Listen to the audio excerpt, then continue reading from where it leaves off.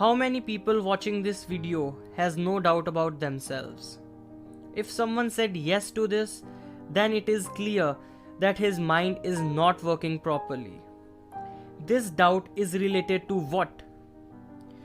Doubt is directly related to the intelligence. There is a terrorist who has no doubt in his mind. So what do you call him? Intelligent or idiot? His mind has been conditioned. He is not asking questions to himself that whatever I am doing is right or wrong. Is there any other person who is telling me to do this task? They have some other motive behind, and they are basically using me to fulfill their selfish motive. So questioning is intelligence, because once you start to question about your current situation, then our mind starts to create doubt. First, we have to understand that doubt is not bad. Doubting on ourselves, like whatever I am doing is correct or not, or whatever I am about to do, should I do it or not? So there should be doubt. So try to understand this. Whenever we face doubt, and the solution to that doubt is created from our conditioning of the mind. So the first step is that how to get free from our conditioning, not our doubts. Our mind has conditioning. Whenever we ask question from ourselves, the same answer will come out which lies inside. And apart from that, you can think of doing something, but you cannot do anything. Almost like a helpless person. For example, if you really want to become rich, so what's the way? Your existing conditioning may be such that you can stay poor for the rest of your life, but cannot become rich. What to do if the conditioning is like this? Okay, let me ask you in a different way. How many of you really want to get really rich in your life? See, this is also conditioning. Many people are also thinking to raise their hands. Just think for a second, how strong is this conditioning? Oh, I can't be rich. Then what shall I do with my hands up? Even those who had raised their hands, they have also done so with fear. This is called conditioning. Understood? I am saying correct or not, let me know in the comment section down below. Was it getting doubted from inside? Raise or not to raise hands? True or not true? How many of you want to be rich? I know all of you wanted to be rich. And why not you want to be? Does anyone hates money? Leave yourself. Even beggar also likes money. What is he doing? Asking for money only. I am not talking about becoming billionaire. I am only talking about that much money so you don't have to worry about money anymore. Suppose you have gone somewhere and you saw a thing and you liked it. You can afford to buy it. You don't have to keep looking at the price tag all the time. As simple as that. Do you want to live such life or not? Yes, of course you do. But what is your conditioning? Have you ever seen your parents doing this? Never mind, let the light burn, son. Have you seen this or you really gets abused? Why is light on when there is no one in the room? So what is your conditioning? Like a poor? And by like a poor means day starts with money and ends with money. And apart from this, nothing else has any meaning. It only goes from morning to night. Apart from this, no other thought comes to your mind. Whenever you meet someone, mind starts to compare. Is he rich or poor than me? Does it really happen to you or not? Whenever we meet someone, we really try to ask their salary immediately. Sometimes we feel ashamed, but we are such a creative human beings that we somehow manages to ask. How much is the package, brother? The package must be really good. Yes, it is. But how much? Do these actions happen or not? Do you know the definition of rich and poor? Poor is that person whose days start with the money and ends on the money. And whatever thought is going on in the mind, the center point of any of his thoughts is money. Then he is poor despite of how rich he is. What does poor mean? Slave to the money. The main root cause is that our mindset is completely different from what we actually want in our life. In the actual, we want everything in our life. But our mindset is that leave everything aside. If we get something in our life, then that's great. Okay, let me share an example with you. I'm not talking about any of you. It's just an example. There was a dog sitting at one place, and right next to it, a beggar was sitting. And the dog was keep on crying.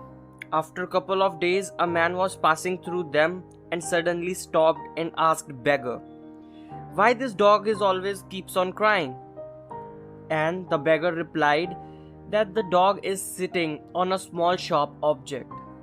And then man again asked, "Then why this dog gets aside and sits somewhere else?" The beggar replied that it is not hurting that much to get up and sit somewhere else. This is called comfort zone. Our life is bad, but not so bad that we do a big effort. Yes, it is hurting us, but not so much. Our mindset and conditioning of our mind is like this. Our conditioning is like 90% of the population with the same conditioning of mind as others, and we take similar actions as others. Don't you think the result will also be the same as others? The result might be a teeny bit better or worse, but we'll stay around it. But if we want that something happens in our life which is similar to those people whose conditioning is way different than all of us, then what we have to do? Exactly. Change the conditioning of our mind. Do we ever do this? No, we never do this. Now, if we change the conditioning of our mind to the point where it becomes similar to the conditioning of those people which were once at even more bad place than you are in now in the life, and now they are very well successful, then what will happen? Will reality change or not? If the conditioning of our mind has changed, then the reality has to be changed. No power of the world can stop it from changing that. But if you want to change the reality without changing your condition, then best of luck for that. This is not a theoretical thing. For example, a person was watching a motivational video or may have attended a seminar, a business seminar, and he gets very excited, and in a rush he left his job and took very big step. And now he is crying because he had left the job, and from where he left the job, the company is not taking him back, and he's not been able to find jobs at other companies. And whatever he tried also didn't work in his favor. Now what happened to that fellow? Got trapped from every side, right? Do you understand what he did wrong? The conditioning of his mind was very small, but he tried to do something very big and he failed. And suppose if someone's mind's conditioning is very big and now he starts from a very small level. Now what is the possibility of him getting successful? Yes, correct, 100%. For example, there is a book, Think and Grow Rich by Napoleon Hill. Have you ever read that book? Do you know the history behind that book? How that book was wrote? The author had done research from many years and met such people who are extremely rich and did some exploring there and found out what is common between those people. What is it that they all do? Because if someone do something and others don't do the same, then we can't say it is a law. It becomes very dangerous to follow that. For example, if some person bought a lottery ticket and wins the lottery, that does not mean that you go and start buying lottery tickets and you think that you will win. Then what we call law is? The law is start rubbing two stones together to get fire. Do we call this a lottery? No, of course not, because anyone can produce fire by rubbing two stones properly. This is called law. When you start reading that book, you will say, "What the hell is this?" Because this book is very different from your conditioning. But if you read it once, twice, thrice, then slowly your conditioning starts to change. Basically, you have to understand the structure with a very curious mindset, not with a very skeptical mindset. Do you know the difference between curious and skeptical mindset? Skeptical means whenever you hear something that is different from your conditioning, then you will say, "Oh, this happens to him. It does not mean the same will happen with me as well." This is called skeptical mind. And on the other hand, curious mind means, "Hey, how did this happen?" This is how mind starts to work. And slowly, we start to get the answers. Because now the conditioning of our mind gets changed, and whatever we do, it becomes very easy for us. First, change the thinking and then change the reality. Then everything is easy. Always remember that.